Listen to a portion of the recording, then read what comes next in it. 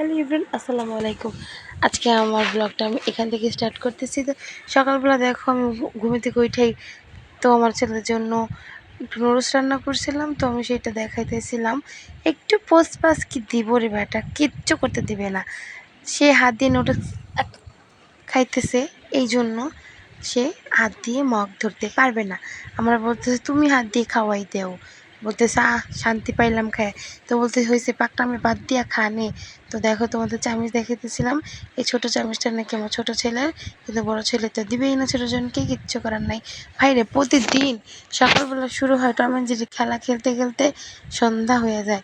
কোন দিক দিয়ে বেলা চলে যায়, বেলার সাথে সাইরেই ছাড়তে পারি না। তো আমি এখানে খাইতেছি, আমার ছেলে এসে বলতেছে আম্মু আমিও এখন খাবো। তো বললাম নে ধর নে খা, খায় তাও শান্তি থাক। বড়জন খাওয়ার দেখবো লাফ দিয়ে খাটের উপর উঠতেছে, আবার নিচে নামতেছে। তো এখানে আমরা বলে রাখি নুডলসের প্লেট আমরা আদান প্রদান উল্টাপাল্টা করলাম। আমার বড় ছেলেটা নিলাম আমি, আমারটা নিচে আমার বড় ছেলে, আর ছোটো ছেলে নিচে আমার বড় ছেলেরটা।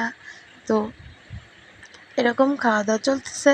চলার পরে বলতেছি খাও, সে আবার তারটা রেখে আবার আমারটা এসছে, এসে বলে দেখি তোমারটা খায়, তোমারটা তো বেশি মজা, আমারটা নাকি বেশি মজা, তারটা নাকি মজাই না। তো বললাম ঠিক আছে, মজা হইলে খাও, সমস্যা কী, খায় পেট ভরা নিয়ে কথা, পেট ভরলেই চলে। তো ছোটো জনে বললাম, ছোটো জন বলতেছে আম্মু আমিও খাইতেছি, অনেক মজা। তো বড়োর জন্য আমার কোলে এসে বসে বসে খাইতেছে। তো এরপরে বললাম তোরা নাম, এবার আমি খাই তারা, এরপর খাবো। হঠাৎ করে দেখে এদিকে ভাত চুলাই দিছি, ভাতটা বলক এসে গেছে, উতলায় উতলায় পড়ে যাইতেছে। তো নুডলসটা রেখে দিছি, তোর ভাতের কথা মনেই ছিল না, দৌড় দিয়ে যে জালটা কমাই দিয়ে এসে বসলাম। এরপর আমার খাওয়া শুরু। ওদের খাওয়াইতে খাওয়াইতে সব সময় একই কাণ্ড হয়, আমার খাবারটা একদম ঠান্ডা পানি হয়ে যায়, যার কারণে আমি খেয়ে কোনো সময় একটু শান্তি পাই না। কিছু করার নাই। দেখো এদিকে বড়জন ঝগড়া করতেছে, আবার ছোটোজন ঝগড়া করতেছে। তো আমি দেখতেছি কী রে ভাই, বাবা রে বাবা, তোকে জন্য কি খায়াও শান্তি পাবো না? বড়জন বলতেছে আমার চামড়ি দেখাও, ছোটোজন বলতেছে আম্মু না আমার চামড়ি দেখাও। তো বললাম ঠিক আছে দে, ঝগড়া বাদ দে, দুইজনের চাবি দিয়ে খাই। তো দুইটা দিয়েই খাওয়াই ওদের মনে শান্ত করলাম। আর বললাম এখন ঠিক আছে, বলতেছে হ্যাঁ হ্যাঁ ঠিক আছে। তো আমি কোনো বাচ্চার মনে কষ্ট দিব না, আমি দুই চামচ দিয়েই খাবো। আমি আবার অনেক বড় দয়ালু, তো এদিকে আমার পানি পিপাসা লাগছে, আমি একটু পানি খেয়ে নিব। পানি খাইতে গেলেও ঝামেলা, তারা বলতেছে সব পানি শেষ হয়ে যাবে। আরে বাবা একটু পানি তো, আর তো কিছু না, খাইতে দিবি না? ছজন বলতেছে আমি জিতা যাবো, ওই দেখো বলতেছে ভাব কি। আমি বড়জন বলছে তুমি তাদের খাইতে পারবা? সে বলে কি আমি সব সময় জিতি, তুমি তো কিছু বুঝো না। তো যাই হোক, এরপর দেখি আমার খাওয়া টাওয়া শেষ। সোনার বাংলাদেশ, আমার বড় ছেলে এখানে খাওয়ার পর যে ব্যায়াম করতে হয় সে লাগিয়ে পড়ছে ব্যায়ামের জন্যে। ছোটো ছেলে এসে পাহারা দিতেছে, বড়জন ব্যায়াম করতে করতে দেখে উপরে চলে যেতেছে। ভাইরা আমাদের বাড়ি টম অ্যান্ড জেরি খেলা খেলতে খেলতে সারাদিন খেলতেই থাকি, আমার দিন শেষে পরে টায়ার্ড লাগে। তো যারা বলেন তাদের নাকি সময় কাটে না, তাদের বলতেছি ওয়েলকাম আমাদের বাড়িতে, আইসা দেখেন সময়ের কত দাম, বুঝছেন? আমি তো সময় ধরতেই পারি না। তো যাই হোক, এত কথা বলে লাভ নেই। সে বায়া বায়া তার ওই যে ছোটো চামচটা দেখেছিলাম, সেটা সেই দরজার উপর রাখছে।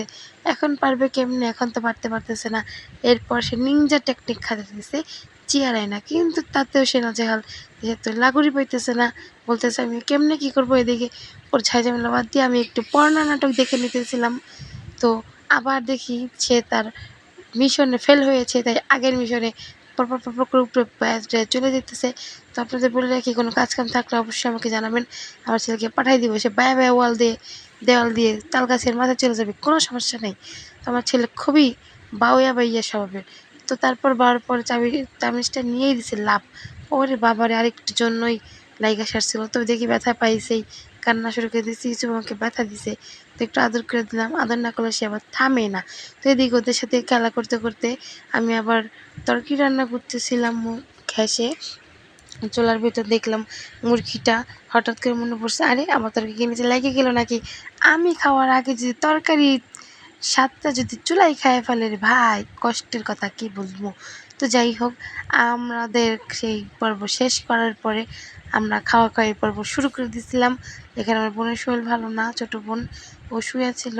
এদিকে আমার ছেলে দুইটা পিঠা নিয়ে বসছে, এই পিঠা নিয়েও কারাকারি শুরু করে দেয়। কী বলবো, একজন এক কামড় দেয়, একজন বলে না দিব না। তাদের গরুর গোশ আমার আন্টি রান্না করছিল, সেটা দেখাইতেছিলাম তোমাদের। আমি আবার চামিচ দিয়ে প্লেটে নিয়ে নিতেছিলাম, ওদেরকে খেতে দিব এই জন্য। বেশি আন্টিরা যেহেতু ঝাল খায় না, ওদের জন্য সুবিধাই হয়েছে। তারপরও পানি খাইতে খাইতে তারা পেটে ভাসান ঠাকুর বানায় ফেলছে। তো যাই হোক, এবার তারা পিঠা নিয়ে শুরু হবে তাদের অন্তিম যুদ্ধ। সে বলতেছে এটা তোর, ও বলতেছে এটা তোর। এরকম করতে করতে দেড় টান, এক টানে আমি চলে যাবে এখন খাটের নিচে। এই দেখো তোমাদের সেই অন্তিম মুহূর্ত চলেই আসলো। তো তারপর আমার ছেলে দেখো পিঠা নিয়ে বলতেছে আমান, সে সব কিছুই তার, তাছাড়া কেউ নেই। ওই দেখো চলে গেছে খাটের নিচে, আমার করতে করতে একদম চলে গেছে বৃন্দাবন। তো যাই হোক, তাকে ছিঁড়া খাইতে বলতেছে, বলতেছে দাদা এটা তোর, নে নে। আবার নিজেরটা থেকে ওটা নেয়, ওটাতেও নেয়। বড়জন যা করবে ছোটোজন তাই করবে, কার্বন টু কপি। তো আমার ভিডিও যদি ভালো লেগে থাকে অবশ্যই সবাই আমার চ্যানেলটা সাবস্ক্রাইব করবেন, আর অবশ্যই পাশে থাকবেন, কমেন্ট করতে ভুলবেন না। Thank you for watching. আল্লাহ হাফেজ।